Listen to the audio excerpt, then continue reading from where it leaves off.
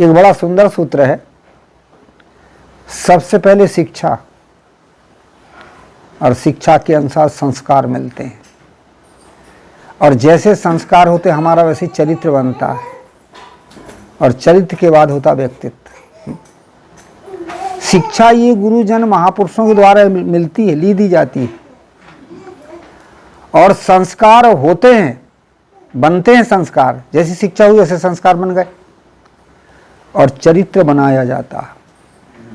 और चरित्र के बाद में आदमी का जब व्यक्तित्व होता है तो व्यक्तित्व उसका अपने आप दिखता है। कभी कभी किसी को देख के आदमी प्रभावित हो जाते हैं, क्या है वो उसका व्यक्तित्व है। इसलिए ये संत महात्मा हमारे परमार्थिक अतिथि होते हैं, हमें जीवन को सही ढंग से चलाने का ये तरीका देते हैं। इसलिए बड़ा सुंदर कहा एक जगह, सतगुरु वचन सुनो हो संतो, ये भी जग की साखी है। सतगुरु वचन सुनो हो संतो, मत लीजे सिर भार, हो हजूर ठाड़ कहत हो अब तैं संभर संभार। सदगुरु कबीर साहब कहते संतों की वाणियों को सुनो, सिर में भार मत लो। कर्मों के विधाता हजूर तुम स्वयं अपने आप हो, खुद संभलो और दूसरे को संभालो। कितनी सुंदर साखी। संतों की वाणियों को सुनो। सुनने से क्या होगा? संतों की वाणी को सुनने से उनके सद्विचार हमें मिलते हैं, और उन सद्विचारों से हमारी सद्बुद्धि होती है सुनने से, और सद्बुद्धि से जो भी हम कर्म करते हैं उसको सत्कर्म कहते हैं, और सत्म कर्म से तो उसको मिलता। रामायण में बड़ा सुंदर कहा है, मत कीरति गति भूत भलाई, और जे जतन जहाँ जे ही पाई, सो जानहु सत्संग प्रभाऊ, और लो कहु वेद न आन उपाऊ। मति का अर्थ होता बुद्धि, कीर्ति का अर्थ होता यश, भूत भलाई का मतलब है भौतिक वस्तु की प्राप्ति, और गति नाम मुक्ति। ये चीज जहां भी जिसको मिली है वो सत्संग का ही प्रभाव है, सत्संग का ही प्रभाव है। इसलिए कहा जाता है कि संत समाज संतों की वाणियों को सुनो। अब प्रश्न होता कि कैसे सुने। रामायण में बड़ा सुंदर प्रसंग आया है, जब लक्ष्मण जी ने राम जी से प्रश्न किया था, माया क्या है, जीव क्या है, ज्ञान क्या है, वैराग क्या है। उसी के उत्तर में राम जी बड़ा सुंदर लक्ष्मण को समझाते हैं कि थोड़े मैं सब कहूँ बुझाई, और सुनहु तात मति मन चित लाई। हे तात सुनो, मैं थोड़े में ही तुमको समझाता हूँ, पर कैसे सुनना? मन से सुनना, चित्त से सुनना, बुद्धि से सुनना, पर अहंकार से मत सुनना। मन से जब हम संतों का सत्संग सुनते हैं तो कहते हैं आज सत्संग में बड़ा आनंद आया, बहुत अच्छा लगा। मन से सुने आपने, रुचि लगी ना। और जब चित्त से सत्संग सुनते हैं तो संत अच्छी बात बता रहे थे, आपके चित्त में उतर गई। और जब बुद्धि से सत्संग सुनते हैं, महात्मा ने जो बात कही थी बिल्कुल सही थी। और अहंकार से जब सुनते हैं कहते हैं इससे ज्यादा तो हम ही जानते हैं, यहां इन्होंने भूल कर गए। तो सत्संग को सुनो, चित्त से सुनो, मन से सुनो और बुद्धि से सुनो। इसलिए कहा सतगुरु वचन सुनो हो संतो। प्रश्न होता कि कौन कौन सुने, बच्चे सुने कि जवान सुने, कि बूढ़ा आदमी सुने, कि महिलाएं सुने, कि हमारे भारत में बहुत सारी मतवादियां हैं वे सुने। सबके लिए सत्संग लाभदायक, मानव मात्र के लिए, चाहे वो बच्चा हो, जवान हो, बूढ़ा हो, नर हो, नारी हो, किसी संप्रदाय का व्यक्ति हो, सब सत्संग के अधिकारी हैं और सब ज्ञान के अधिकारी हैं। इसलिए कहा सब सुनो। तो किसको क्या क्या मिलता सत्संग से?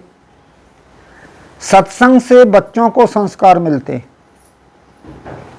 सत्संग से जवानों को सदशिक्षा मिलती है, सत्संग से बूढ़ों को संतावना मिलती है, और सत्संग से महिलाओं में जागृति आती है। और हमारे भारत में बहुत सारे मतवादी हैं। हर मतवादी अपने अपने मत को कहते कि हमारे मत में ही कल्याण है, हमारे सिद्धांत में ही कल्याण है, हमारे धर्म में ही कल्याण है, दूसरे के में नहीं।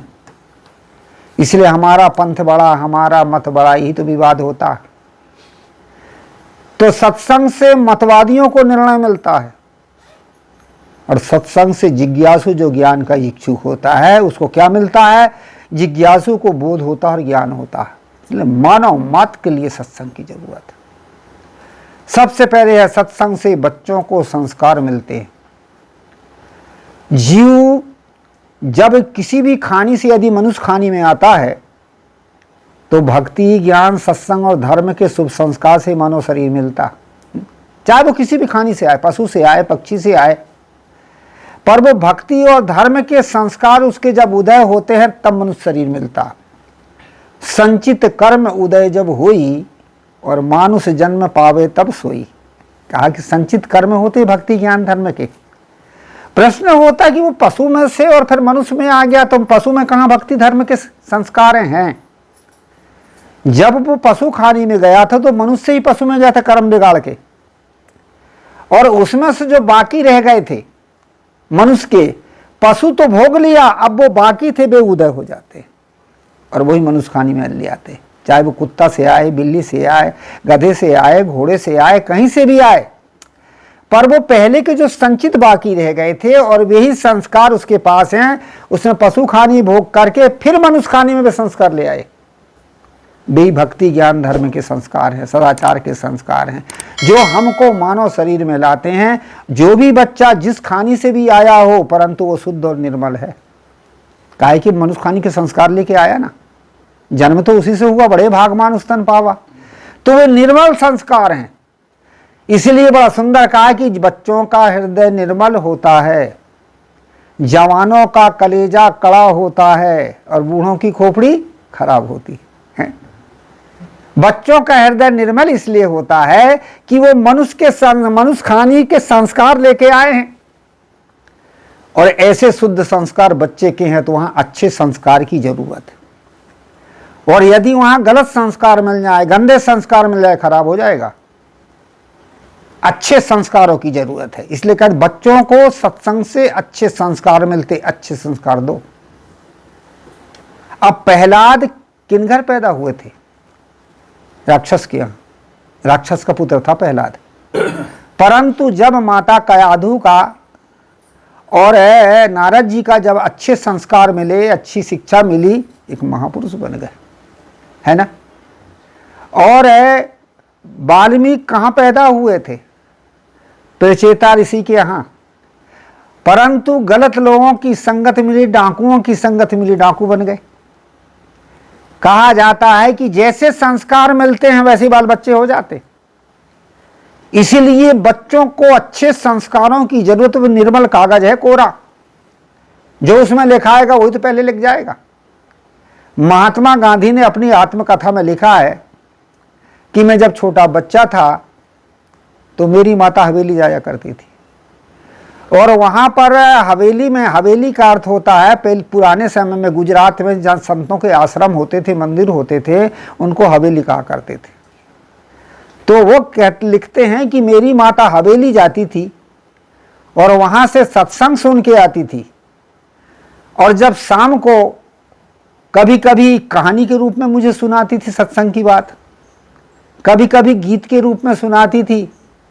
इस प्रकार से मेरे को सुनाती थी और वही ज्ञान के संस्कार मेरे हृदय में आए, और मुझे भी धर्म में, सत्संग में मन लगा, मेरा मन लगा, मैं भी सत्संग में जाने लगा।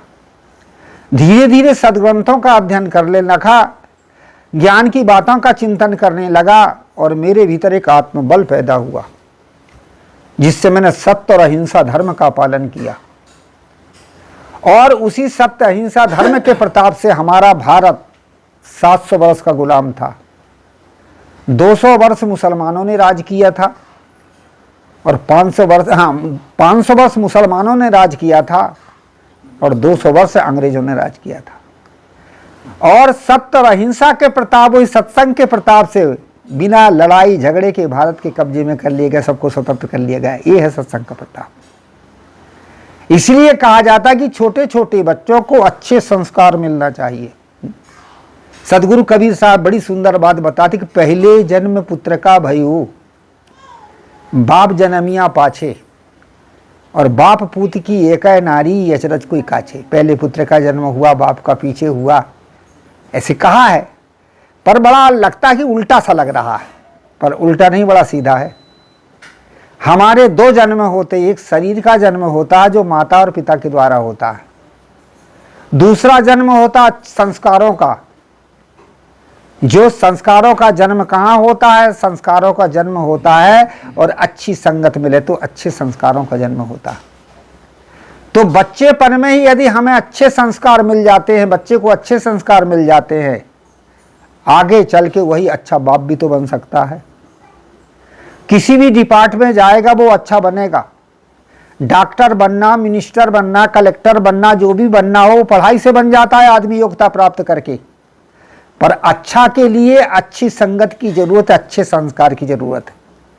कितना ही पद आदमी को मिल जाए और यदि अच्छा ना हो तो है, तो वही तो भ्रष्टाचार पैदा होता। इसलिए कहा जाता है कि बच्चे को अच्छे संस्कारों की जरूरत है। अब ये संस्कार कहाँ कहाँ मिलते हैं? 3 जगह। सबसे पहले संस्कार है माता पिता के द्वारा। दूसरा संस्कार कहाँ मिलता है? समाज से। तीसरा संस्कार कहाँ मिलता है? सत्संग से। रामायण आप उठा करके देखें, रामायण बहुत सारे संवाद हैं रामायण में, पर मूल 3 संवाद से पूरी रामायण है। ऐसे तो बहुत सारे संवाद हैं, पर मूल 3 संवाद से रामायण बनी है। सबसे पहला संवाद आता महादेव पार्वती संवाद। महादेव जी ने अपनी पत्नी पार्वती को कैलाश पर्वत में रामायण की कथा सुनाई थी, इसलिए महादेव पार्वती संवाद हुआ। दूसरा संवाद आता है कागभुसुंडी गरुण संवाद। कागभुसुंडी ने गरुण को नील पर्वत में कथा सुनाई थी। तीसरा संवाद आता है भारद्वाज याज्ञवल्क्य संवाद। भारद्वाज ऋषि को याज्ञवल्क्य ने प्रयाग में कथा सुनाई थी। ये 3 संवाद, और ये 3 संवाद हमें ये बताते हैं कि 3 जगह आदमी को संस्कार मिलते हैं। महादेव पार्वती संवाद का अर्थ होता माता पिता के द्वारा। कागभुसुंडी गरुण संवाद का अर्थ होता है कि समाज से, और भारद्वाज याज्ञवल्क्य संवाद का भाव होता है कि सत्संग और गुरु शिष्य से। ये 3 जगह संवाद हो, 3 जगह संस्कार मिलते। माता पिता में अच्छे संस्कार मिले, हम अच्छे संस्कार के रहे, और यदि समाज गलत मिली तो अच्छे घर के लड़के भी गलत निकल जाते। लोग कहते भगत के घर का लड़का और जो है मांस खा रहा, शराब पी रहा, क्यों जी? संगत गलत मिली, इसलिए गलत हो गया। कभी कभी गलत आदमी भी अच्छा बन जाता है। अरे इतना गलत था, इतना गंदा था, कैसे? अच्छे सत्संग मिला, ज्ञान मिला जब है, और नारद का उपदेश मिला वाल्मीकि को, तो डाकू से महर्षि बन गए कि नहीं, है ना? इसलिए कहा जाता कि ये 3 जगह हैं संस्कारों के। यदि माता पिता सत्संगी हो, सदाचारी हो, अच्छे हो, तो बाल बच्चों में भी अच्छे संस्कार बन जाते। एक जगह गोरखपुर की तरफ में घूम रहा था, तो शाम को एक गांव में पहुंचा, भगत के गांव में। और उस गांव में जब पहुंचा तो स्कूल छूटा था, पर छुट्टी हुई थी बच्चों की। एक 8 साल का बच्चा दौड़ते हुए मेरे पास आया, कहे गुरुजी आप हमारे घर जा रहे हो? उनका हाँ बाबू। मैंने कहा ठीक है, तेरे पिताजी का क्या नाम है? तो बताया। दादाजी का? तो बताया। तू उन्हीं घर जा रहा था? कहा हाँ भैया मैं तुम्हारे घर जा रहा हूँ। कह लाइए आपका बैग में रख लेता हूँ। बैग रख लिया सिर में और आगे आगे चलने लगा मटकते मटकते। थोड़ी दूर जब पहुंचा तो पहुंचने के बाद मैं कहे कि थोड़ी देर आगे बढ़ा, क्या गुरुजी खड़े हो जाओ? कहा क्यों भाई? क्या बंदगी तो बना लूं? कहा वहाँ क्यों नहीं बनाया जहाँ मिला था? क्या उनके दरवाजे के सामने आप मिले थे ना, उनसे हमारे पिताजी का झगड़ा हो गया, इसलिए मैंने बंदगी नहीं बनाया। मैंने कहा देखो भक्ति के संस्कार तो कितने अच्छे हैं, परंतु समाज के संस्कार ने गंदा कर दिया।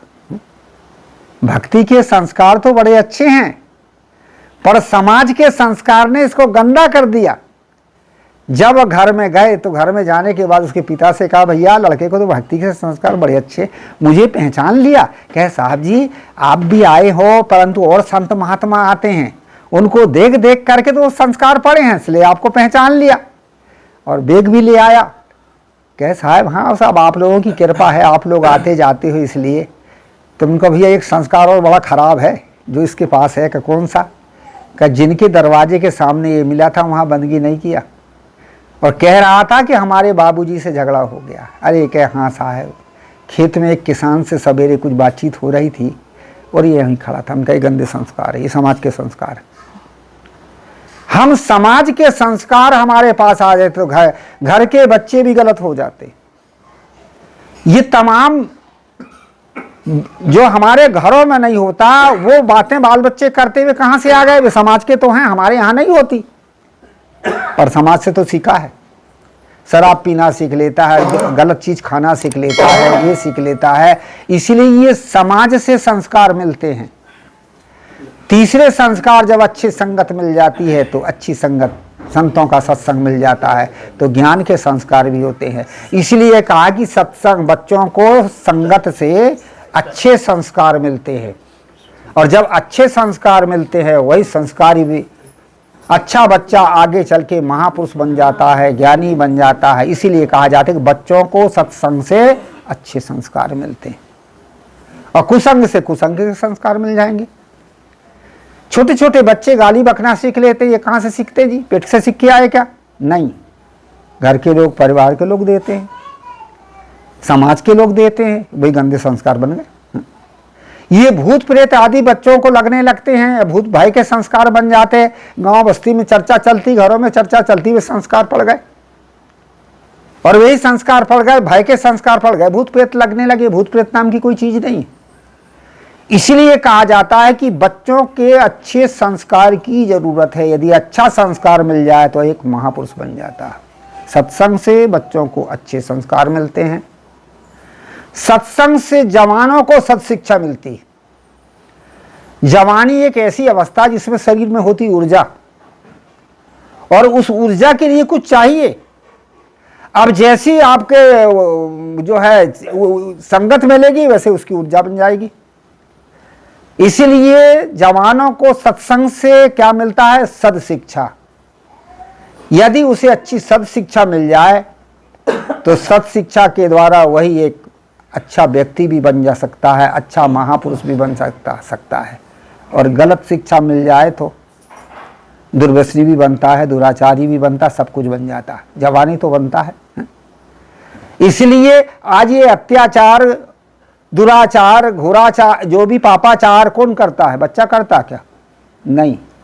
और सीखता है तो जवानों से सीखता है। बूढ़ा करता है क्या? नहीं। और सीखता है तो जवानों से सीखता है। इसलिए मूल में जवानी अवस्था है। जवानी अवस्था में यदि सत्संग मिले तो सत्शिक्षा जब मिले, सत्शिक्षा से आदमी बदल जाता है और बदल के आदमी अच्छा बन जाता है। इसलिए जवानों को सत्शिक्षा चाहिए। सत शिक्षा से फिर क्या हो जाता है? वह एक अच्छा महापुरुष भी बन जाता, पुरुषार्थी बन जाता। सत शिक्षा नहीं मिली तो तीन चीज जवानी अवस्था में मजबूत होती है। जो हमारे पुरुषार्थ करने का साधन है वो कौन कौन? दिल, दिमाग और इंद्रियां। तीनों जवानी अवस्था में मजबूत होती। और यदि उसे सत्संग मिल जाए, सत्शिक्षा मिल जाए तो दिल में साहस और प्रेम पैदा होगा और समाज को संगठित करके स्वयं सुखी होगा और दूसरे को भी सुखी करता है। दिमाग में यदि सही सूझबूझ मिल जाए, सत्संग मिल जाए, सत्शिक्षा मिल जाए तो दिमाग में सही सूझबूझ होकर के वो अपने जीवन की उन्नति कर सकता है, समाज की सेवा कर सकता है। और इन्हीं इंद्रियों को यदि दमन करके, सत्संग में सत्शिक्षा मिल जाए तो इन्हीं इंद्रियों को दमन करके और वो शांति को भी प्राप्त कर सकता। इसलिए कहा जाता है कि जवानी अवस्था में ये तीनों चीज मजबूत होती। और यदि जवानी अवस्था में सत्शिक्षा नहीं मिली तो यही दिल, दिमाग और इंद्रियों को, तीनों को आदमी बर्बाद कर देता। आज देखा जाता है यदि सत्शिक्षा के अभाव से आदमी क्या क्या दुर्व्यसन करता है, खाता है, पीता है और उसके बाद में खाता पीता आदत बना लेता। इधर उरई करके एक जगह है कानपुर के पास में, वहां पर एक माल गुजार थे। अब माल गुजार क्या काम करते थे, गांजा पीने की आदत बना लिए। पहले नहीं पीते थे, संगत मिली और जवानी अवस्था में आदत बना लिया। अब जब आदत बना लिया तो बीमारी हो गई, दुबले पतले हो गए, फिर छोड़ ही नहीं सके। परंतु अब ज्यादा तकलीफ बढ़ने लगी और संतों ने कुछ समझाया बुझाया तो छोड़ दिया। कितने साल छोड़ा? 3.5 साल छोड़ा। 3.5 साल के बाद में फिर गांजा पीने लगे। और जब गांजा पीने लगे तो मिल गए, एक बार दुबले पतले हो गए थे और तकलीफ भी थी, तो संतों को मिले होंगे। तो संतों को जब मिले तो संतों ने कहा, ठाकुर साहब आपने तो गांजा छोड़ दिया था ना? क्या हाँ, आप लोगों की संगत सुन के छोड़ तो दिया था, परंतु अब वो सब बेकार है, वो पियो, मरने तो है एक दिन। तो पीने लगा। तो हम कई संतों ने कहा कि इतनी तकलीफ आप भोग रहे हैं तो भी, तो देखिए सद शिक्षा के अभाव से, देखिए उसके बाद एक प्रमाद जाग जाता। जब आदमी को प्रमाद जागता है ना, तो जो चीज हानि करती है उसका भी वो गुण बताता है, उसकी महिमा बताता है। इसको कहते हैं प्रमाद। दुख पाते हुए भी उसका अहंकार लेता। तो लोगों से कह रहे महाराज आप क्या जानो, गांजा ऐसी चीज है, वहां तो सब देवताओं का वासा है। क्या कौन कौन सा बताओ? क्या कंकड़ में शंकर बसे, चिलम में कंकड़ होता कि नहीं? क्या कंकड़ में शंकर बसे, साफी में सीताराम। वो थोड़ा सा कपड़ा नहीं लगाते पीने के लिए। कंकड़ में शंकर बसे, साफी में सीताराम, और गांजा में गणपति बसे। गांजा में गणेश जी रहते हैं और चिलम में चारों धाम। हाँ, कंकड़ में शंकर बसे, साफी में सीताराम, और गांजा में गणपति बसे, चिलम में चारों धाम। देखिए सद शिक्षा के अभाव से उसके भीतर में सदविचार नहीं रह रहा, कुविचार पैदा हो रहा है। और कुविचार से दुख पाते हुए भी वह गलत चीज का अहंकार ले रहा। ये क्या है? ये है सद शिक्षा का अभाव। तो लोगों ने, संतों ने कहा सुनो, कंकर कह कोरे करूं, ये कंकर एक दिन कोरा कर देगा। साफी सब धन खोए, और साफी ये सारी संपत्ति को बर्बाद कर देगी। और गांजा में सब कुछ फूके, और गांजा में सारी संपत्ति फूक जाएगी। और चिलम चूस जाए तो, और इस चिलम एक दिन तेरे को चूस लेगी। कहानी का तात्पर्य है, जवान आदमी बिगड़ता क्यों है? जवानी आदमी को सद शिक्षा नहीं मिल पाती, इसलिए वो दुर्व्यसनी बनता है, दुराचारी बनता है, अत्याचारी बनता है, गलत बन जाता है। और जब गलत बन जाता सद शिक्षा के अभाव से। जवानों को सत्संग से सद शिक्षा मिलती है, सद शिक्षा से वो अपने आप को सुधार लेता है। आज इतना भ्रष्टाचार अत्याचार जो देश में हो रहा, क्यों हो रहा है? सद शिक्षा के अभाव से। लूट खसोट बेईमानी अत्याचार दुराचार जो भी हो रहा है, क्यों? जवान के पास सद शिक्षा नहीं है। यदि सद शिक्षा होती तो आगे बढ़ जाता। तीसरे नंबर में होता, सत्संग से बूढ़ों को क्या मिलता है? संतावना मिलती। बूढ़ी एक ऐसी अवस्था है, नीति में बड़ा सुंदर कहा है, विपत्ति, घर की कलह, और क्या कहते हैं कि समस्याएं। विपत्ति हो, घर में कोई कलह हो जाए या कोई समस्या आ जाए, है, ये दुख की जगह होती है। यदि कोई विपत्ति आ गई आपके साथ, कितना दुख होता है। घर में कोई कलह पैदा हो गई तो कितना दुख होता है। और इसी प्रकार से बुढ़ापा आता है तो ही दुख पैदा होता। क्यों होता है? इसलिए बुढ़ापे में दुख पैदा होता है कि बूढ़े के 3 चीज नहीं रहती, चली जाती है। कौन कौन सी? सबसे पहले बुढ़ापे में रूप नहीं रहता। चेहरा सुंदर कहाँ रहता था? गाल बैठ जाते, दांत गए सब तीरथ करने, मुख खड़बड़ भव सूना, और कान के पुर्जे ढीले पड़ गए, कहे मम्मी सुने पूना। अब बुढ़ापे में रूप ही नहीं रहता। जब रूप नहीं रहता तो कौन बैठे बूढ़ा के पास में? एक बूढ़ा था, अपने नाती से कह, बैठ बाबू बैठ, गोद में बैठ। क्या नहीं बैठूं? क्या क्यों नहीं बैठता? क्या तोर बार भी गड़त और हाड़ भी गड़त, तो बार हाड़ दोनों तो गड़ेंगे। इसलिए बुढ़ापे में रूप नहीं रहता। दूसरे नंबर में बुढ़ापे में अधिकार नहीं रहता, सब बाल बच्चों के हाथ में चला जाता। कितने बूढ़ा कहते हैं हमारे हाथ में अब क्या है, हमारी तो चलती च नहीं। और यदि कुछ कहो तो बूढ़े पर बरस जाते घर के लोग, इज्जत भी खत्म हो जाती, बूढ़े कौन पूछे, पड़पड़ाता है ऐसे ही। इसलिए बूढ़े के पास अधिकार भी नहीं रहता। तीसरे नंबर में शक्ति नहीं रहती। शक्ति, शरीर शिथिल रहता है, अपने जीवन की अपनी जो है क्रियाक्रम को ठीक से नहीं कर पाता, गिरता है, संभाल नहीं पाता, टट्टी पेशाब नहीं संभाल पाता। इसलिए बुढ़ापा अवस्था एक ऐसा अवस्था है जिसमें विपत्ति है, और यदि यहाँ सत्संग ना मिले तो बूढ़ा ज्यादा दुखी होगा। ये घरों में बूढ़े चिड़चिड़ चिड़चिड़ क्यों करते हैं? क्यों करते हैं? इसलिए करते कि सत्संग नहीं है तो मन को नहीं समझा पाते। जब मन को नहीं समझा पाते तो चिड़चिड़ाएंगे चिड़चिड़ाएंगे। और यदि इनके पास सत्संग मिल जाए, ज्ञान मिल जाए, तो मन को समझा लेंगे, चलो हमारा समय निकल गया, अब जो समय चला गया, अब हमारे हाथ की कोई बात नहीं, जो है जैसे है वैसे ही मैं संतोषपूर्वक गुजारा कर लो। और मन को समझा ले रहा है, वही बूढ़ा पक्का बूढ़ा होता, पका हुआ बूढ़ा कहते, हर वो चिड़चिड़ाता नहीं, इधर उधर दुखी नहीं होता। इसलिए सत्संग से बूढ़ों को सांत्वना मिल जाती है और अपने मन को समझा लेता, शांत रहता। मैं तो कभी कहा करता हूं कि बूढ़े में साधु हो जाओ। अब कौन से साधु हो जाओ, हमारे जैसे नहीं है? ये तो जवानी अवस्था में साधु हुआ जाता है, बूढ़े में क्या साधु हो रहा? आजकल बूढ़े ही ज्यादा साधु हो रहे हैं। बुढ़ापे में साधु होने का अर्थ होता है, साधु की तीन चीज होती, कौन, लौन और मौन। एक कोने में बैठे रहता महात्मा, पढ़ते लिखते रहता, देखो हमारे साहब ऊपर बैठे रहते। इसलिए कौन, दूसरा लौन, लोना अलोना कैसे भी आप लोग दो खा लेता, वो संत है। और मौन, ज्यादा पिड़पिड़ पड़पड़ नहीं करता। ऐसे ही बुढ़ापे में साधु बन जाओ, एक कोने में शांत बैठे रहो। पर शांत कहाँ बैठे जाता, और ठाई लठिया खुटुक खुटुक चले, और पड़ोस में बहू बेटा की निंदा चर्चा शुरू कर दी। घर की बेइज्जती, घर की इज्जत को बाहर कर देते। वो न समझ बूढ़ा होते, उनके पास उतना ज्ञान होता नहीं। इसीलिए कहा जाता है कि बूढ़ा कौन, शांत एक जगह बैठे रहो। दूसरे नंबर में कौन, लौन, लोना अलोना, बहुएं जैसा भी दे दे खा लो, और नहीं ज्यादा पावरफुल हुए तो वो भी खाने को नहीं मिलेगा। और मौन का अर्थ होता है ज्यादा मत बोलो, शांत रहो, सहो क्या करो, सहना ही तो है और कुछ। तो इसलिए कहा जाता कि बूढ़े में साधु हो जाने का अर्थ है तीन चीज साध लो। एक कोने में बैठे रहो, इधर उधर की चुगली चकारी घर की मत बताओ। मौन करते हैं कि ज्यादा कुछ बोलो बताओ मत, ज्यादा कुछ कहो मत, और झंझट पैदा हो जाए। बूढ़ा कोई अच्छी भी बात बताएगा तो जवानों को अच्छी नहीं लगती।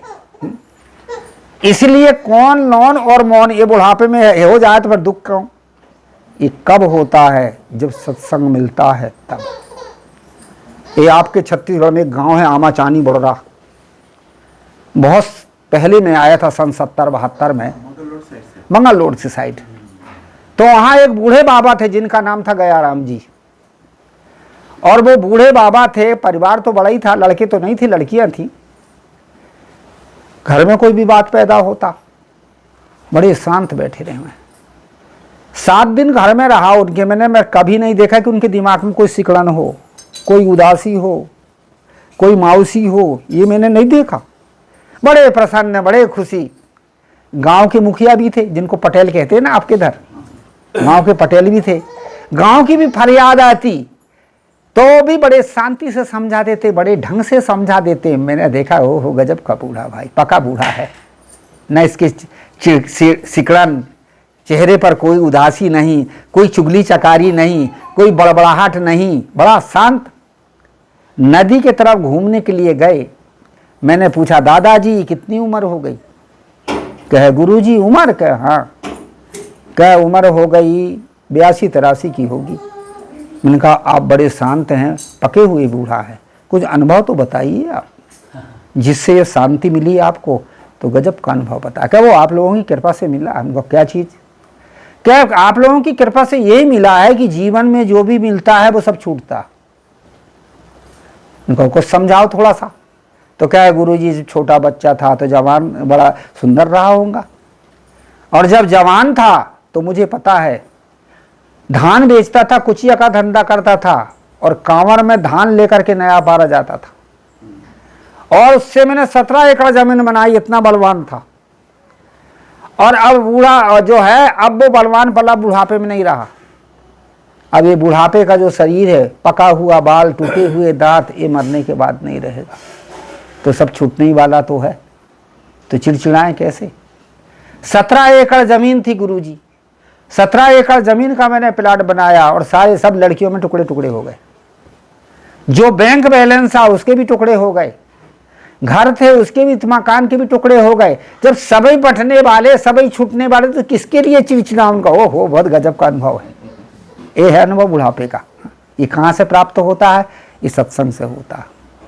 जिस जगह आदमी जहां भी रह रहा हो, उसका जीने का तरीका ये सत्संग से ही मिलता है। कौन सा तरीका है? 2 तरीका है, एक सह लो और दूसरा संतोष कर लो।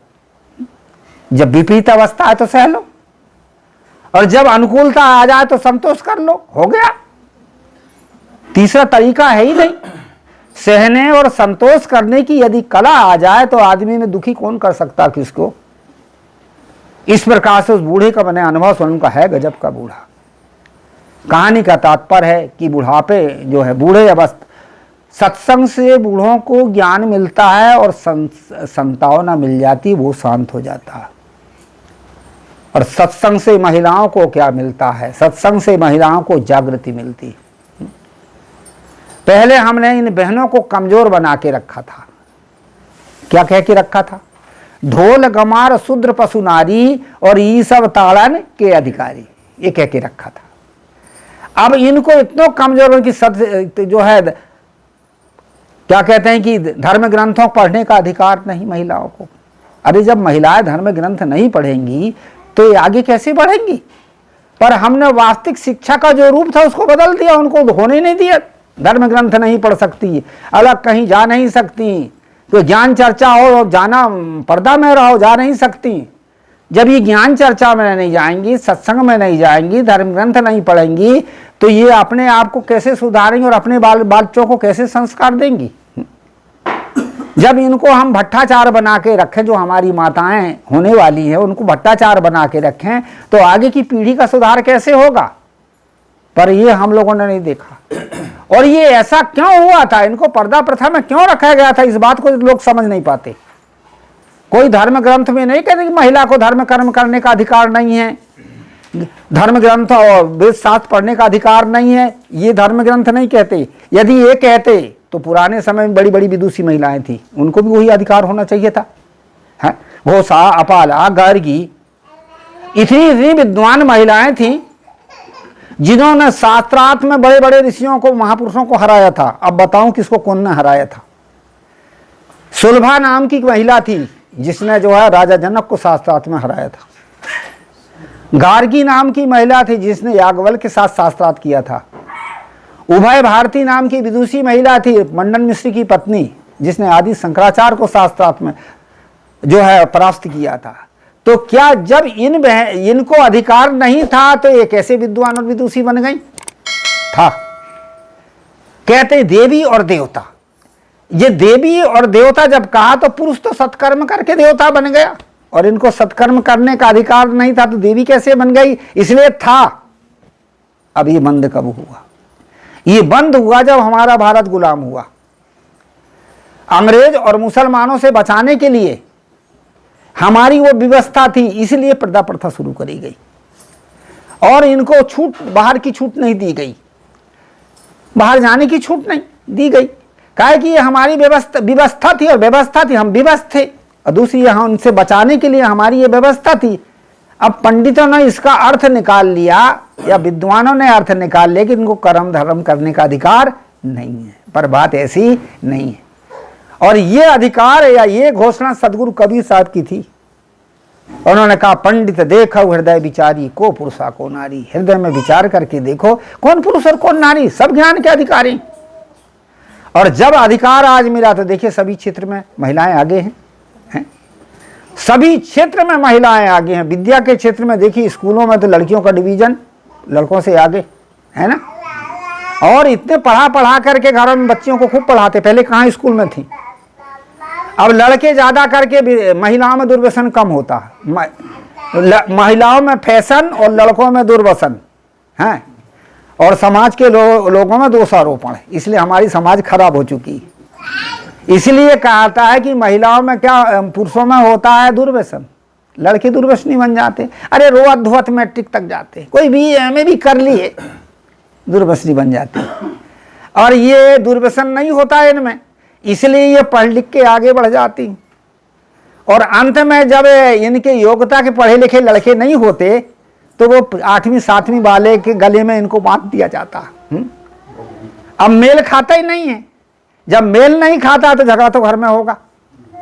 इसलिए कहा जाता है कि शिक्षा का अधिकार महिलाओं को पहले भी था, आज भी है, और इसकी जरूरत है। और मैं तो ये कभी कभी अपने प्रसंग में बताता हूं कि पूरे घर और परिवार को चलाने वाली होती महिला। महिला शब्द कहां से बना? महल से। पुरुष शब्द कहां से बना? पुरुषार्थ से। तो घर में रह के पुरुषार्थ नहीं किया जाता, पुरुषार्थ बाहर जाके किया जाता, खेत में, धंधा में या व्यापार में। ये पुरुष का घर नहीं होता। यदि घर में बैठा रहेगा तो क्या करेगा वो? पुरुषार्थ करने के लिए उसको खेत में जाना पड़ेगा, ऑफिस में जाना पड़ेगा, देश विदेश जाना पड़ेगा, इसलिए वो पुरुष है? और महिलाओं का है महल में रहने वाली, जो घर का पुरुषार्थ करने की इनका अधिकार है। शुरू में और मैं यहाँ गया हरियाणा, कुरुक्षेत्र के आसपास गया एक गांव में। तो वहाँ मैं गया तो ठाकुर के घर में गया, तो एक संत जी मेरे साथ थे, उन्होंने ले गए। घर के अंदर गए तो पुरुष नमस्कार का सुन के, हाँ महाराज ऐसे कर लिए, क्या जाओ अंदर। उनका बड़ी विचित्र है, बैठाते उठाते नहीं, अंदर जाओ। साथ में महात्मा थे, क्या चलो गुरुजी साहब जी अंदर चले गए। महिलाएं थी, बढ़िया बैठारी उठारी, पैर और धोई, जलपान अल्पान दिया, और उसके बाद में फिर के साहब जी अब जाओ, वहीं आपका डेरा वहीं है, वहीं आसन वासन लगी है। और जब मैं शाम को हम आए पुरुषों के पास, तो मैंने कहा भाई आपके यहाँ का बेढंगा रिवाज है ना, जो है आदर ना सत्कार ना कुछ भी नहीं, अंदर जाओ। और जो है सब महिलाएं करती हैं, आप लोग क्यों नहीं करते? क्या सुनिए साहब जी, हम पुरुष हैं, पुरुषार्थ करने वाले, बाहर धंधा व्यापार करने वाले हैं, खेतबाड़ी में काम करने वाले हैं। चलो हमारे खेत में आपको अमरूद खिलाएं, गन्ना खिलाएं, वो हमारा काम है, और ये घर का काम इनका है। इसलिए इनको यदि सेवा सत्कार ना सिखाया जाए तो घर की शोभा कैसे होगी? का बहुत गजब की बात कह दिया यार। तो उनका बात ठीक है। तभी से मैंने सूत्र बनाया कि महल में रहने वाली महिला है, और इनके 5 काम हैं। आपका तो एक ही काम है, धन कमाओ, संपत्ति कमाओ, घर में ला के दो, इतना ही तो है, इसलिए पुरुष शब्द बना। और महिला शब्द का अर्थ हुआ महल में रहने वाली। तो महल की रक्षा तो इनके 5 काम हैं। अब कौन कौन से काम हैं?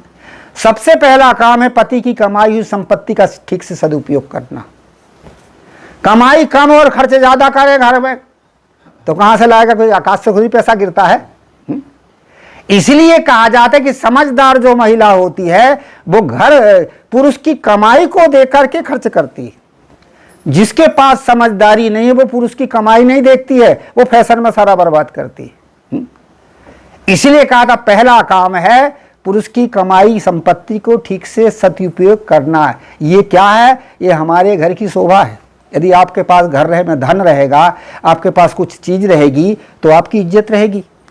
और आपके घर में धन नहीं, संपत्ति नहीं, खा पीने लगाने के लिए व्यवस्था नहीं है तो किस काम का घर वो? दूसरा काम है महिलाओं का घर में आए गए लोगों का स्वागत सत्कार करना। ये घर की शोभा है। जब हमारे घर में कोई आता है उसको कहते अतिथि, और अतिथि के आप सेवा करोगे, सत्कार करोगे तो अतिथि बड़ा प्रसन्न होगा। इस घर में गए थे, बड़ा आदर हुआ, बड़े अच्छे लोग हैं, और उसके भीतर जो सुख मिलेगा वो सुख ही आपका पुण्य बनेगा। उसको खिलाओगे पिलाओगे है तो उसके भीतर जो सुख मिलेगा, उसके भीतर जो आनंद होगा, उसके भीतर जो होगा वही संस्कार से क्या आपको पुण्य मिलेगा। और अतिथि दुखी हो तो काय का पुण्य मिलेगा? तीसरे नंबर में महिलाओं का कौन सा काम है? बाल बच्चों को अच्छे संस्कार देना। ये हमारी पीढ़ी की शोभा है। यदि हम बाल बच्चों को अच्छे संस्कार देंगे तो वही बाल बच्चे आगे अच्छे बनेंगे और हमारा परिवार का, हमारे समाज का, हमारे घर का नाम चलेगा। चौथा काम है घर की साफ सफाई रखना, साफ सफाई के संस्कार देना, ये चौथा काम है। यदि हम घर में साफ सफाई न रखें, बाल बच्चों को साफ सफाई न सिखाएं, तो लदर बदर तो पड़े रहेंगे। ये साफ और सफाई के संस्कार, बाल बच्चों के संस्कार देना, ये जो है ये एक हमारी पीढ़ी में एक आगे ऐसा होता है कि उनको ऐसे संस्कार दो तो वो संस्कारित बनते हैं। मैं अपना संस्मरण बताऊं, बड़ौनी एक आश्रम है और उस आश्रम में मैं गया तो वहाँ भवन का निर्माण हो रहा था। भवन निर्माण में एक इंजीनियर आते थे और वो इंजीनियर गीता, भागवत, रामायण और भी धर्म ग्रंथ का खूब अध्ययन था, साहित्य आदि बहुत खूब पढ़े थे और करीब करीब रहे होंगे 28-30 साल के, नई उम्र के लड़का। जब मेरे पास बैठे, विनम्रता भी देखा, उसके साथ साथ में जो है उसके बुद्धि भी देखी। मैंने कहा यार छोटी उम्र का लड़का नौकरी कर रहा है, जवान आदमी, आज तो उन्मत्त रहता, परंतु देखिए धार्मिकता कितनी अच्छी, धर्म ग्रंथ का अध्ययन है। तो जब कभी वो मेरे पास आते तो मेरे बड़े आदर से बोलता, आइए इंजीनियर साहब। तो कह नहीं गुरुजी हम तो आपके बच्चे। अब मेरी श्रद्धा कब घटी? जब मैंने उसके संस्कार देखा। अब कौन से संस्कार देखा? छत के ऊपर में वो चढ़ा था और उन लोगों को, कारीगरों को बता रहा था यहाँ छड़ कम करो, यहाँ छड़ ज्यादा करो। और उसी समय नाक आई और जब नाक में गंदगी आई तो गंदगी निकाल करके फेंका और फेंक कर ऐसे ऐसे रगड़ के बाल में ऐसे ऐसे कर लिया। मैंने कहा हाथ ऐसा चौपट कर दिया, सरदई घट गई। पढ़ा लिखा तो है, सब कुछ तो है, पर गंदे संस्कार है। ये कहां से मिले? ये घर से तो मिले, ये परिवार से तो मिले। आदमी सब कुछ हो जाता, पढ़ा है, लिखा है, समझदार है, पर संस्कार देखो कितने गंदे। इसलिए यही तो संस्कार हैं, ये कहां से मिलते हैं? घर में ऐसे थे तभी तो ऐसे होता। रेलगाड़ी से आ रहा था, 5-6 साल की बात, 5-6 साल पहले की बात है। रेलगाड़ी से आ रहा था और ठीक मेरे सामने एक मारवाड़ी परिवार बैठा था। परिवार बैठा 4-5 लोग थे, पर जो माता जी थी वो बड़ी धार्मिक प्रवृत्ति की थी। मेरे से क्या, गुरु जी धन्य है, संत भगवान आए, आप संत भगवान हैं, ऐसे कह के बड़ी उससे बोली। जब उन्होंने भोजन निकाला तो क्या, गुरु जी आप भी ले लो। हम कहा माता जी भोजन तो हमारे पास है। कह नहीं, हम वैष्णव हैं, मारवाड़ी हैं, सात्विक भोजन करते हैं, पूजा पाठ करते हैं महाराज। उनका ठीक है माता, करते होंगे, परंतु मेरे पास तो है। बहुत जोर लगाई, पर मैंने जो है नहीं लिया भोजन। और जब वो भोजन करने लगे परिवार के लोग, रेलगाड़ी में वॉश बेसिन होती है, साधन सब होता है, हाथ धोए ना, कछू धोए ना, मुंह धोए, निकाल लिए सब भोजन, आइटम बहुत सारा था, फैला लिए और जो है अब सबको देते जाए, वही जूठे हाथ से खाए जाए, वही जूठे हाथ से निकालते जाए। और उसके बाद में फिर वही जूठा काठा भोजन फिर धल लिए, बांध बूंद के धल लिए। और ना हाथ धोए ना हाथ धोए, वहां तो बाज बेसिन हाथ धोना चाहिए ना। कोई ना मुंह से पोंछ लिया, कोई ने ऐसे ऐसे कर लिया, झाड़ झूड़ लिए, हो गया। थोड़ी देर के बाद में मैं हंसने लगा। क्या गुरुजी क्यों हंस रहे हो? उनको बात खोला ही दो इनके सामने। मैंने कहा देखिए हंसी इसलिए आ रहा है कि आप इतने अच्छे परिवार के लोग, पूजा पाठ करने वाले, परंतु साफ सफाई के संस्कार नहीं है माता जी आपके पास। कि कैसे? कहे बास वैसी यहाँ लगी ना, हाथ धोना चाहिए ना। और सब जूठा काठा धर में एक ही साथ धर लिए और हाथ धोए ना माथ धोए और फिर ऐसे ही बैठ गए। ये जूठा काठा हुआ कि नहीं, इसलिए हम लोग भोजन नहीं करते। अरे कहे महाराज इतनी बारीकी कौन देखता है, यही तो है। ये संस्कार कहाँ से मिले? ये संस्कार हमें परिवार से मिले, घर के लोगों से मिले। हाँ, अभी भी पढ़े लिखे वही काम करते हैं। हाँ? तो इसी प्रकार से मैं बता रहा था, मैं कहने जा रहा था कि घर के संस्कार ये महिलाओं का काम है। चौथा काम है घर की साफ सफाई रखना, और 5वां काम एक और गजब का है जो करना चाहिए। वो कौन सा है? घर में जो कमजोर लोग हैं उनको संभालना। सास ससुर है इनको संभालो, घर में देवरानी जेठानी में जो कमजोर हैं उनको संभालो। रामायण में बड़ा सुंदर प्रसंग आया है कि जो ऐसा छिद्र दुरावा और बंद नियत ही जग जस पावा, ऐसे आई रामायण की एक चौका। जो सही दुख पर छिद्र दुरावा, बंद नियति जग जस पावा, जो स्वयं कष्ट सह करके दूसरे की छिद्र माने कमजोरी को संभालता हो, संसार में उसकी वंदना होती है, उसका जगत में यश होता है। ये रामायण की चौपाई है। कमजोरी को संभालो और कमजोर है उनको संभालो। सदगुरु कबीर साहब जी कहते अब ते समार समार, खुद समझो और कमजोरों को संभालो। ये गृहस्थ परिवार की, घर परिवार की एक बहुत अच्छी शिक्षा है, के लिए अच्छी शिक्षा है कि जो कमजोर हो उनको संभालो। सास ससुर हैं, बूढ़े हैं, सियाने हैं, उनको संभालो, वो हमारा कर्तव्य है। देवरानी जेठानी में आपस में जो कमजोर हो उसको संभालिए। पर हम कमजोर को कहाँ संभालते, कमजोर को तो और ढकेलते, और कमजोर जान करके और उसको अवहेलना करते, और ज्यादा अवहेलना करते तो उसको और कमजोर बना देते। जब कमजोर बना देते हैं तो आदमी फिर क्या होता है, जो कमजोर होता है उसको लोग ज्यादा कहते हैं। तो आज के जमाने में लोग फांसी लगा के मारते हैं, जहर खा के मरते हैं, और क्या क्या करके मरते। ये क्यों मरते हैं जी? वो तो एक पहले से कमजोर है, यदि कमजोर ना होता तो मरता भी नहीं, समझदार होता तो मरता थोड़े। वो तो पहले से कमजोर है, और कमजोर होने पर उसे ज्यादा दबाया जाता, इसलिए दबाया जाता है तो उसको दूसरा उपाय नहीं मिलता तो फांसी लगा के तो मरेगा ही मरेगा, जहर खा के मरेगा ही मरेगा। इसलिए कहा जाता है कमजोर को आप संभाल लीजिए। जिस परिवार में हम जिंदगी जी रहे हैं उनके हृदय के परखो, और परख के यदि हम व्यवहार करते हैं, कमजोर है परख लीजिए, कमजोर है बेचारा, और जान लो जो कमजोर है, हमसे डरता है, भय खाता है, दबता है, तो जान लो कि ये पहले का बेचारा हमसे दबा हुआ है। कर्मों के एक संस्कार है, तो जो दबा हुआ तो डर खा रहा, भय खा रहा, फिर उसको फिर दबाना, फिर डराना, फिर धमकाना, फिर दबाना, तो मरेगा नहीं तो क्या होगा। इसलिए घर में जो कमजोर लोग होते हैं उनको संभालिए, एक दूसरे को संभालिए। ये संभालने की कला बड़ी सुंदर है। संभालने और संभालने की कला किसके पास में थी? हनुमान के पास में। मैं रामायण का प्रसंग ले रहा हूं। संभालने और संभालने की कला हनुमान के पास में थी, इसलिए राम जी ने समझ गए कि ये मुझे भी संभाल सकता और खुद भी संभाल सकता। तब सीता के पता लगाने के लिए हनुमान को भेजा था।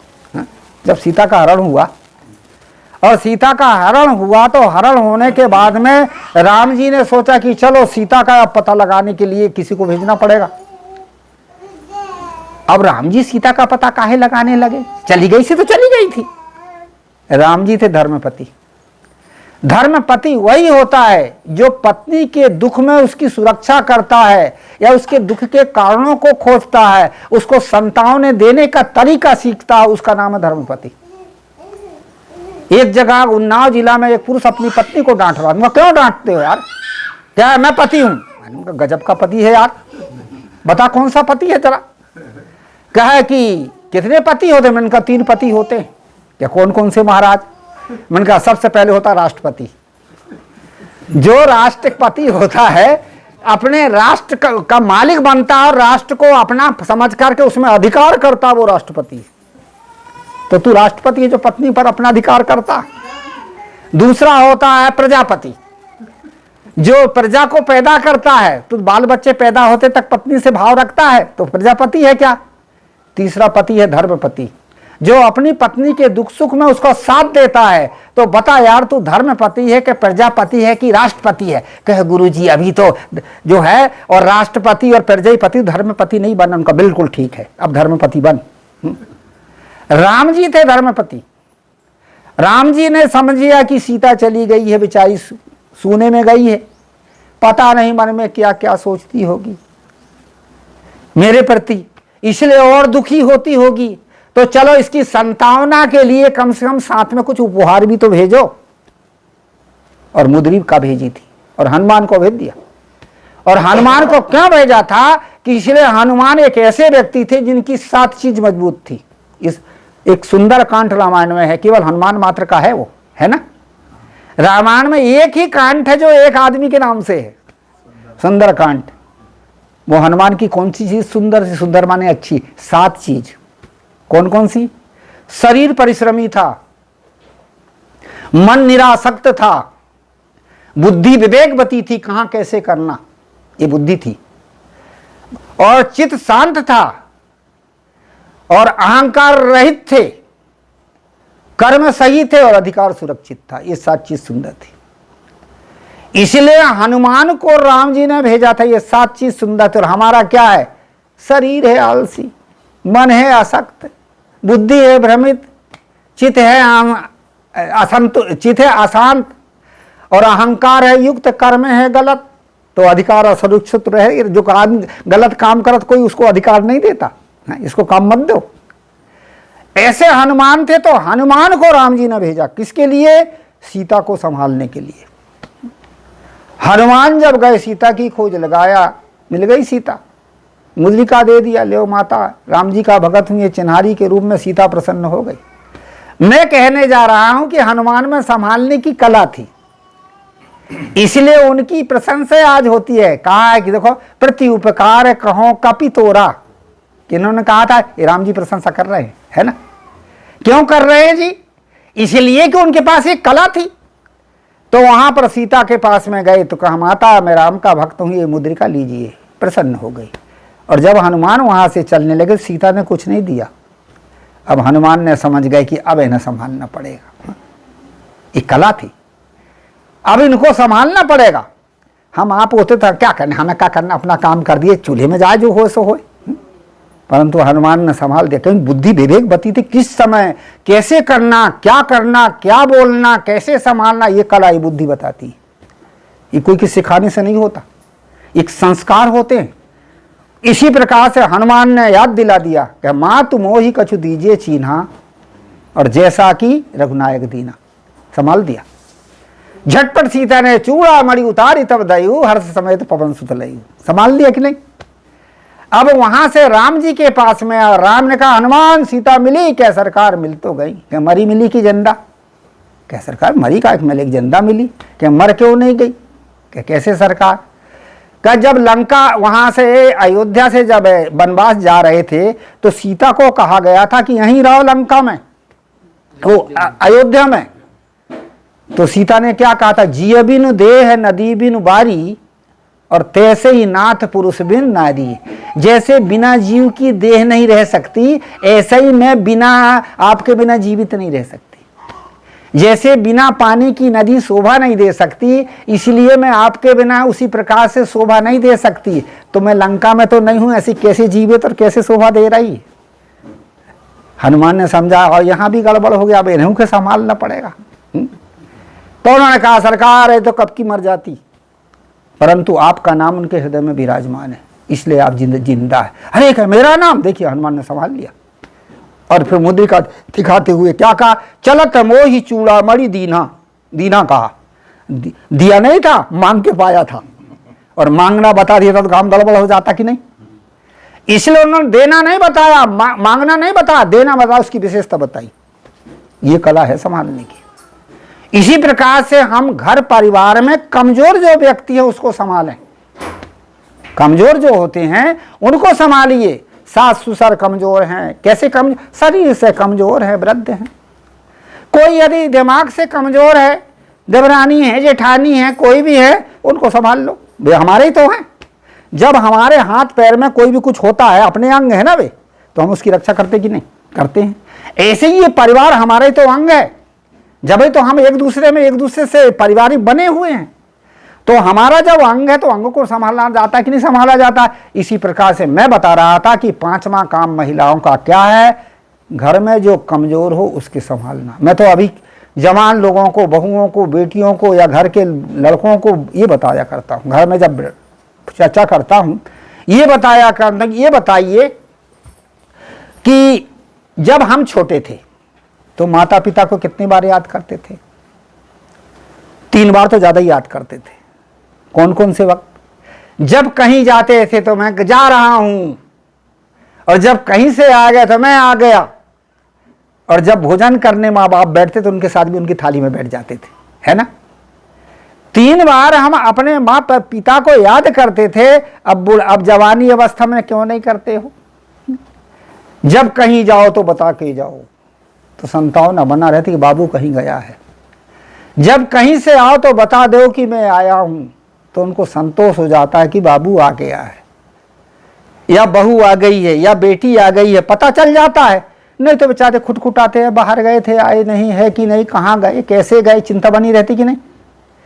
माता पिता ने हमें संपत्ति दे दिया, सारी चीज दे दिया, अब उन्हें केवल हमारी अपेक्षा चाहिए, और उस अपेक्षा को भी हम नहीं दे सकते तो काहे के बाल बच्चे हम। इसीलिए कहा जाता है कि और जब भोजन करने बैठो याद करो, कह के जाओ चलो भोजन कर लो, कर भी नहीं है तो भी कहो, संतान तो बन जाती है। या बाल बच्चों से कहवाओ, देखो बाबूजी को भोजन लाओ, पर ऐसा होता कहाँ है। क्यों ऐसा नहीं होता कि हमारे पास कर्तव्य पारायणता नहीं है, कर्तव्य पारायणता नहीं है। ये यदि हमारे घर परिवार में ऐसे भाव यदि बन जाएं तो घर में ये भेद पैदा ना हो। इसलिए कहा जाता, मैं बता रहा था कि 5 काम महिलाओं के हैं। पहला काम पति की कमाई संपत्ति को ठीक से सदुपयोग करना। दूसरा काम घर में आए गए लोगों का स्वागत सत्कार करना, ये घर की शोभा है। तीसरा काम बाल बच्चों को शुद्ध सफाई, आचार विचार, धर्म के संस्कार देना। चौथा काम घर की साफ सफाई रखना। और 5वां काम है कमजोरों को संभालना, इसलिए महिला शब्द बना। और पुरुष शब्द बना, पुरुषार्थ करने वाला पुरुष है। तो महिलाओं को सत्संग से क्या मिलता है? जागृति मिलती है, और जागृति होने पर वे अपने आप को संभाल लेती है। और सत्संग से मतवादियों को क्या मिलता है? निर्णय। हर आदमी ने जैसा सुना, जैसा पढ़ा, जैसा समझा वैसा मान लेता। जैसे गुरु महात्मा मिल गए वैसे ही मान लेता है।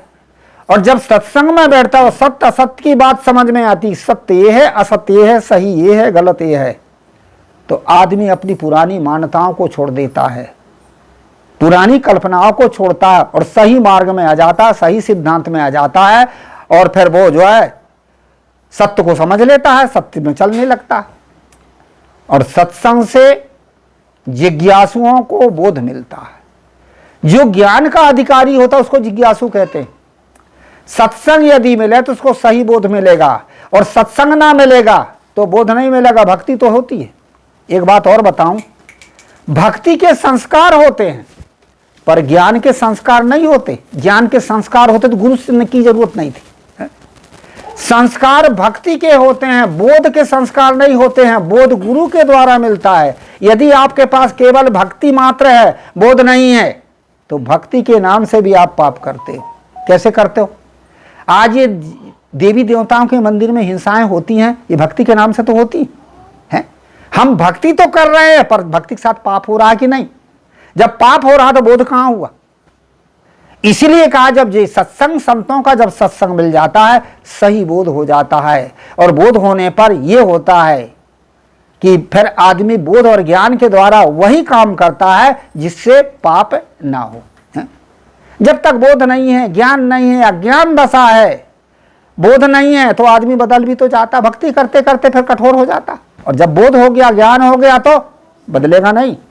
जिसको जिस चीज की निश्चितता हो गई है वो फिर बदलता नहीं है। इसके लिए कहते हैं कि सत्संग से जिज्ञासुओं को बोध मिलता है। एक छोटा सा उदाहरण देके वाणी को विराम दूं। कहा जाता है, एक बार एक फोटोग्राफर के मन में इच्छा हुई कि मैं बहुत लोगों का फोटो खींचा पर देवता का फोटो खींचूं। तो जब उसके मन में इच्छा हुई तो खोजता कि कोई सद्गुणी आदमी मिले, वही तो देवता है, इसलिए इसका फोटो किसी का खोट खींचूं। तो एक छोटा बच्चा था, 8 साल का, देवी के मंदिर में प्रार्थना कर रहा था। बड़ा सुंदर बच्चा। सोचा कि ये बच्चा बड़ा सुंदर, इतना छोटा और प्रार्थना कर रहा है। लोगों से पूछा, बच्चा क्या? अरे क्या ये बड़ा धार्मिक प्रवृत्ति का, जहाँ भी धर्म कार्य होते हैं वहाँ बैठता है और जो है पूजा पाठ खूब करता है। क्या ओह, यही तो देवता, खींच लिया फोटो। 24 साल के बाद में फिर उसके मन में इच्छा कि मैं राक्षस का फोटो खींचूं। अब राक्षस माने खुखार कर्म करने वाला। खोजते खोजते बड़े मुश्किल से जेल में गया, और जेल में एक के हाथ में हथकड़िया और पैर में बेड़ियां थी, खुखार चेहरे का आदमी, और जेल में बंद था। उसने पूछा वहाँ के जेलरों से कि भाई ये आदमी कैसे? अरे क्या, ये तो महा खुखार और महा जो है दुष्ट आदमी है, कई केस थे इसके ऊपर में, बड़ी मुश्किल से तो पकड़ा गया है, अब फांसी की सजा सुने दी गई पर केस चल रहा है। खींच लिया फोटो, यही तो राक्षस। और जब वो पहले का जो फोटो था 24 साल पहले का, वो भी रखा था। इस फोटो को साफ करा के जब दोनों फोटो को देखने लगा तो उसे लगा कि ये एक ही आदमी के फोटो हैं, और ये फोटो तो एक आदमी के हैं ऐसे लग रहा है, कई फोटोग्राफर को पता होता है, परंतु वो कहां देवता और ये कहां राक्षस, बार बार देख रहा था। उसने पूछ लिया वो जिसका फोटो खींचा था, भैया पहले का भी फोटो एक रखे और एक बाद का फोटो मेरा खींचे हो और दोनों को देख रहा है, क्या बात है? क्या उसने कहा कि बात बताया, मेरे मन में इच्छा हुई थी कि देवता का फोटो खींचूं, तो 24 साल पहले एक बालक का फोटो खींचा था अमुक गांव में देवी के मंदिर में। अब मेरे मन में इच्छा हुई कि राक्षस का फोटो खींचूं, तो तेरा खींचा, परंतु इसमें लग रहा कि एक ही आदमी के फोटो हैं दोनों, परंतु तू कहां राक्षस और वो देवता? क्या भाई वो फोटो तो देखा, जब दिखाया तो फूट फूट के रोने लगा। वो फोटो उसी का था। क्या भैया क्यों रो रहे हो? क्या इसलिए रो रहा हूं, ये फोटो मेरा ही है। अरे यार तू देवता से राक्षस कैसे बना?